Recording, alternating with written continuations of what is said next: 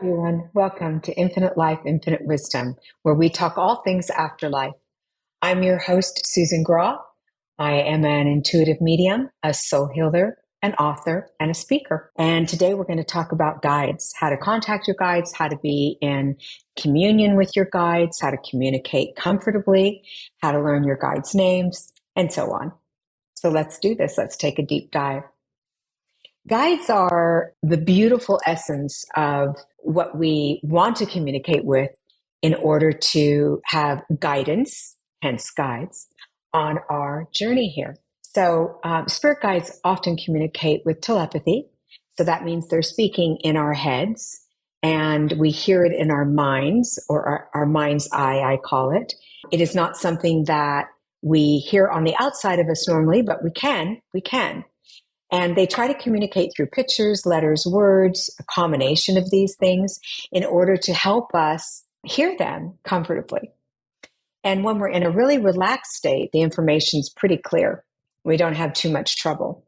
The hard part about talking to guides is trusting what we get, right? Putting away our limiting beliefs and moving into what we're hearing. So maybe your guide would say something to you like, don't go down that street, or don't make that turn. It won't be safe. And we don't listen. And then we do go down that street or make that turn and something happens. So that's why we want to be listening to our guides. We can hear it inside our ears or inside our head, again, or outside. So it's more about trust than it is anything. And once we develop that level of trust, they're able to communicate with us in a really strong way. Building that trust is a whole nother story, because often I hear things and I think, oh, that's just me thinking it. But our guides are talking to us all day long. So there's some ways that they can get to us easily, like in our dreams, or when we're really relaxed and we're slowing down our vibration. We're not really thinking about it. And so that way they can come in and they can talk to us and share with us and give us information. You know, people often ask me, I had this dream about this and this and this, and then it happened. But why would I dream it? I didn't know what to do with it.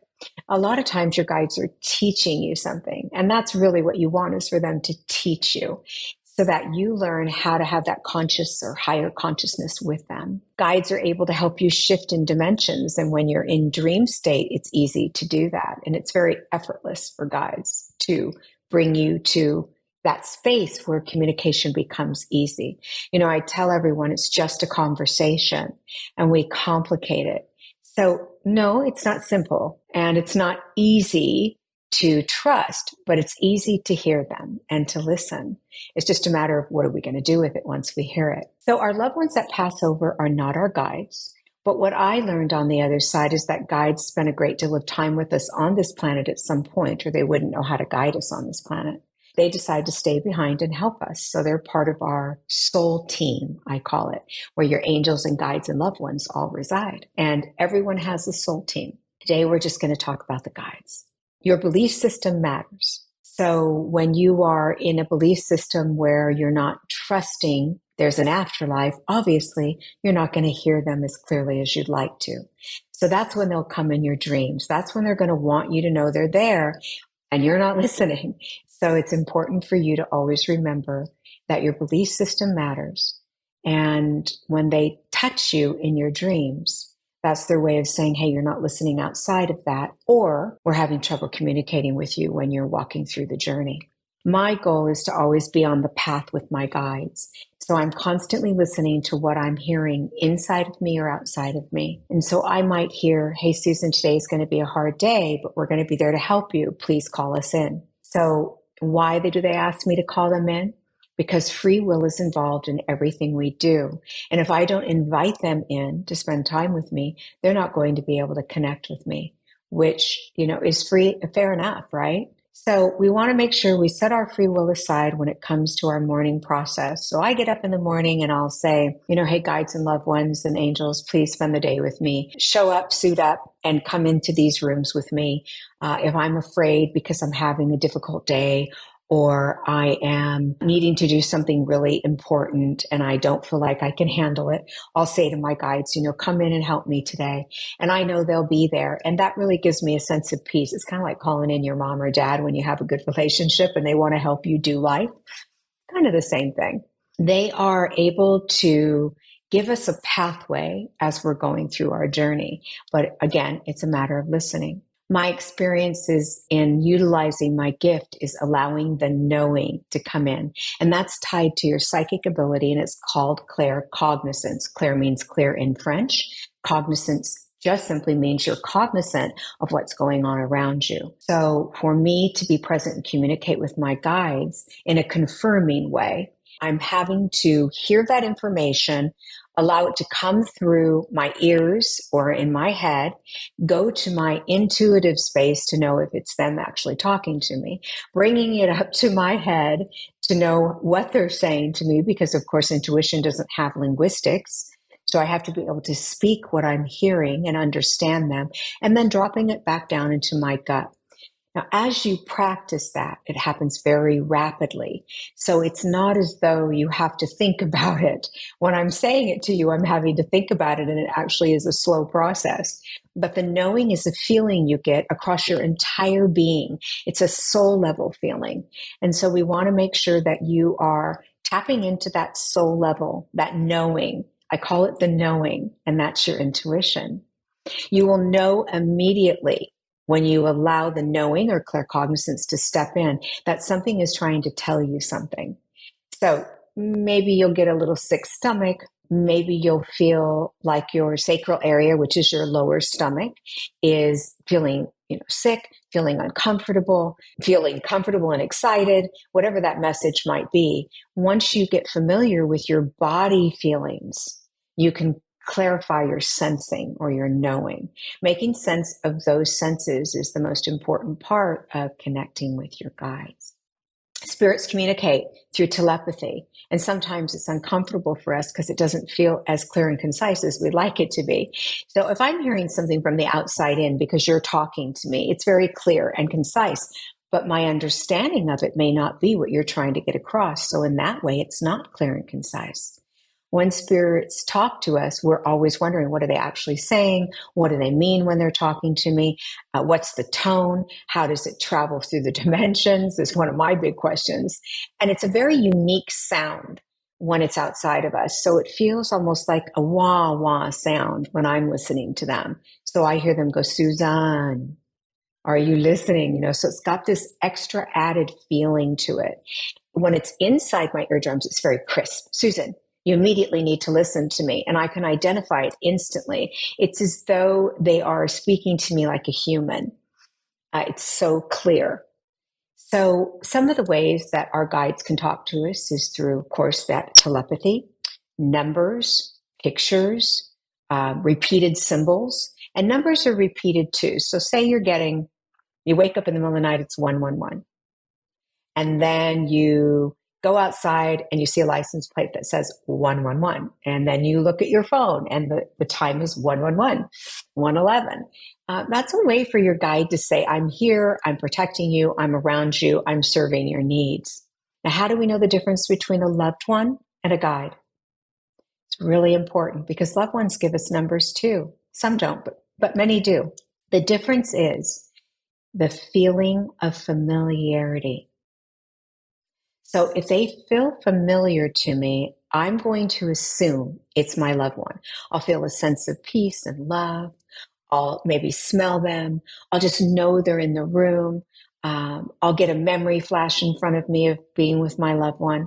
And I'm pretty used to acknowledging that. So I know, oh, that's my loved one giving me those symbols or numbers.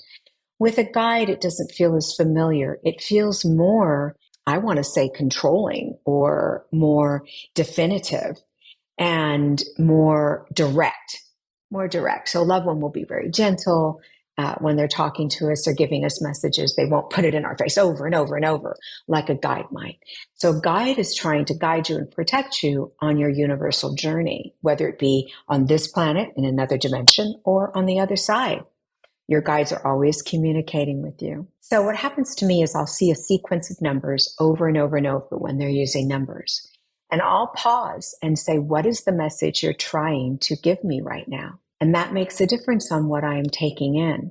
If I don't pause, I'm not going to hear the whole message. So I'll hear bits and pieces. Sometimes I'll just see flashes of light or silver. It'll just go in front of me, just really quickly. And I'll know at that point, someone's trying to reach me.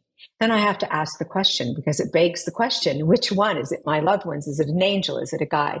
Again, guides do not feel as familiar as your loved ones. That love feeling isn't there, and that connection of memory, that knowing that, oh, my mom is here right now. You just know it. With angels, they're pure love. They're just pure love. There is no memory.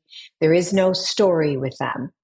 There's no smell. It's just pure, unconditional love, which is beautiful. So our guardian angels or our guides are all part of our journey here. Guardian angels usually present in colored lights like blue. That's how I see archangels, by the way, is I'll see like a blue orb come in and I'll know, oh, that's an angel. And then I'll feel that unbelievable, unquestionable love. And I'll say, okay, that's my angels talking to me. Guides, on the other hand, come in and I go, okay, I'm feeling tension or I'm feeling energy and I need to be listening. And I'll hear something, again, like, don't go down that street. I need to be listening to that. And I actually do listen. And I hope you begin to do that after listening to this podcast. They're going to flash it to you in one way or another, again, through inside our heads, outside our heads, through our ears, inside hearing, I call it. It's like a whisper that comes to us when it's inside our hearing. Outside of us, it's loud and it's a wah-wah feeling, like I said. So you want to make sure that you're listening carefully because your guides are going to teach you about your life journey and keep you as safe as they possibly can. So if I'm going into an environment where I'm unsure of the people around me and I bring my guides with me, I'll instantly know if I'm in a safe environment because they're going to let me know. I'll start getting those intuitive hits, boom, boom, boom, and they're coming in strong. And guides use our intuition. So you don't need to know the difference between what you would call your intuition and the guide's intuition because you'll use them both. They intermingle, they mix together. Now, a good way to begin learning to contact your guides is through meditation. So what I do is I take people through a meditation of walking to a bridge, through a beautiful clouded tree-lined trail. And as they're walking over that bridge, I'm asking them to ask their guides their name. The first name that comes in for you will be the name that you can call your guide. I want you to keep in mind that guides, they don't care what name you call them. They're not an ego, so they don't have names like we do. However, once you have a name for them and they know you've attributed that name to them, they're going to come in when you use that name. So if you have a guide name that you've decided the name is Sabrina, by doing your meditation and walking through the tree-lined trail and breathing deeply, doing your breath work, you get across that bridge and the first thing you hear is Sabrina, and you decide that's your guide's name. Your guide will then respond. And so let's say my guide's name is Sabrina, and I may be needing to talk to her about something that I'm very concerned about because I'm going into a situation that I'm not familiar with. I'll say, Sabrina, please suit up, show up, and join me today. You have my permission to usurp my free will to take me where I need to go and to protect me. Now, once I give her that permission, of course, I'm going to start hearing things like, maybe you don't want to talk to your boss about that today because he's not in a good place. He's not going to listen. So my guide's giving me that warning, which gives me a lot of empowerment while I'm walking through this journey. You have more than one guide. I have 12.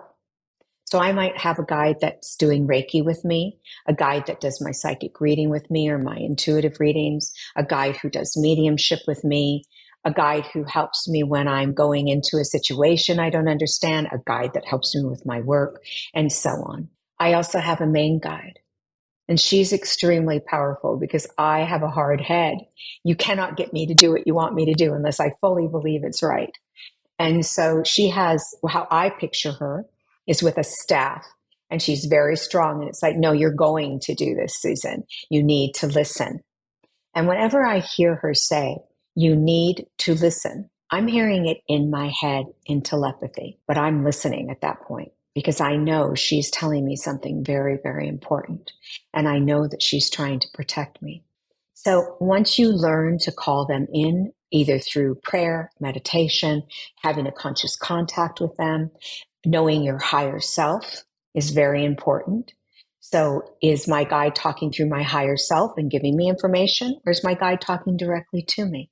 It's a really good question, because your higher self has a lot of higher information for you specifically. So I always ask my guides to go through my highest self, and then my highest self drops that information into me. I don't always get what I want, but I ask. Let's practice hearing a message from a guide.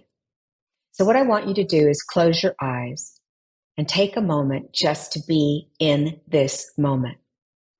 And I want you to picture yourself on a tree-lined trail. And I want you to take 3 very deep breaths. So let's do that together, counting 7, 6, 5, 4, 3, 2, and exhale 1, 2, 3, 4, 5, pushing all that air out. And inhale 7, 6, 5, 4, 3, 2, 1. Hold it. 1, 2, 3, 4, 5, and exhale through the nose and mouth. 4, 3, 2, and 1. I want you to do that until you feel centered. And then I want you to picture yourself on a tree-lined trail. Your feet are moving very slowly, crunching in the leaves. You can hear your feet crunching, and you feel the moisture in the dirt below your feet. And you're walking off, being pulled by the forces that wish to assist you in this quest of learning your guides' names. So allow yourself to just float, calmly walking, gently, ever so lightly in that trail. And up ahead, you see a bridge. And I want you to begin moving towards that bridge. It can be any kind of bridge you want it to be. It can be a flat bridge, a round bridge, a tall bridge, a short bridge, any kind of bridge you wish. So begin walking toward that bridge slowly. As you're walking, you're asking your guide to meet you when you get across the bridge, because you would like your guide's name. So you begin to step on the bridge, walking across the bridge. Take a very deep breath. You're at the end of the bridge. Exhale. What is the name that comes to you?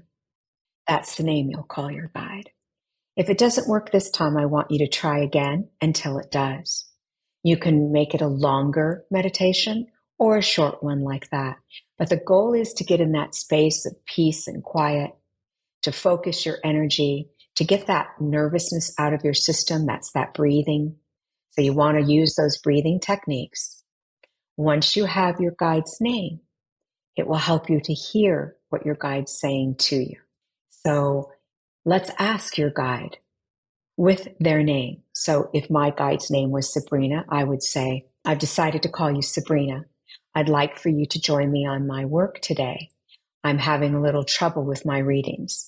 Can you please come in and help me expand myself enough and relax and have calm enough to hear the voices that are coming into me? Can you please be there to help me? Usually if I do that, my readings are going to be exemplary. And that's what I'm looking for. So let's say you're going to work to ask your boss for a raise, and you say to your guide by name, I'd love for you to usurp my free will today and help me ask for this with calm and peace. That doesn't mean you'll get what you're asking for, but it does mean that you won't get yourself all overly nervous and anticipate the fear, et cetera, because your guide will help you calm. And then trust that they will, because that trust factor is number one, most important when you're contacting guides. That's just one of many ways to contact your guides. So remember, telepathy, hearing it in your gut, your intuition, meditation, prayer. Prayer for me is, I say it once, I know they heard me. And so from then on, I don't need to keep saying it unless it's something new. So I might say, I'm really needing you to be here today. I'm going to release my free will to you and allow you to process with me through my journey on everything or in everything I'm trying to do today. And I get very crisp information when I do that. It comes through very crisp and it's inside my eardrums. It's very interesting. And I can identify my guide instantly when that happens. The same way another human being is speaking to me inside the eardrum, boom, here it comes. So it starts out wah wah, and then it goes through my eardrum as a complete sentence. And that's how I know my guides are talking to me. I'll have spurts of thoughts, which is a really interesting way to talk to your guides. Your guides want to help participate in your life. They want to love you. They want to be there for you.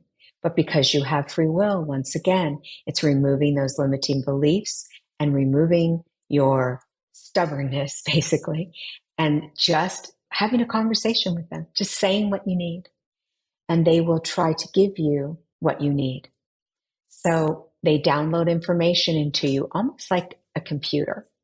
And I don't know if that'll make sense to you, but I'm hoping it does. So guides usually are very advanced in how they're going to give you information. And if you're a creative person, maybe they'll give it through music or through your writing. So writing can be very empowering when you're trying to talk to your guides. When you want to receive the whole concept of what they're trying to say, I'd really like to suggest that you try journaling or writing. So those spurts of thoughts actually get on paper and you'll find that they actually make a lot of sense to you. Let's say you want a detail, like an idea for a song. You want to learn something about yourself. You're going to ask them very directly. I need this. Can you help? They're not just joining your day. You're being very direct with them. And receiving that overall vision should come clearly. You don't have to get crazy with it. You don't have to elaborate. They know what you need. They know what you mean. So again, if you get spurts of thoughts and you're not sure what to do with those, I suggest that you journal and write them down, and you'll find that they're actually giving you full communication. When I hear through my audible lens, which is my ears, the tone and the sound travels through the dimensions. And that's why it's such a unique sound. Don't be fooled by your thinking. Your thinking will get in the way. When I hear that particular sound, and you'll learn what that is, so don't distress over it, you will know your guide is talking to you. Guides love you. You've invited them into your world. So my question was always, if I invited them in, why aren't they just always here? I'm going to go back to that free will. Make sure that you release that free will. Free will is the embodiment of what we want to do here, unfortunately. Free will is our thinking, and our thinking is distorted by our life journey. So when we release that distortion, they can come in loud and clear. Again, it's just a conversation. We make it so difficult. Is it easy to understand in the beginning? Probably not. But once you practice, like anything, if I were to say to you, you're going to learn tennis, you're not going to go smack that ball and be the best tennis player in the world. You're going to go practice it. And before you know it, you get very good at it.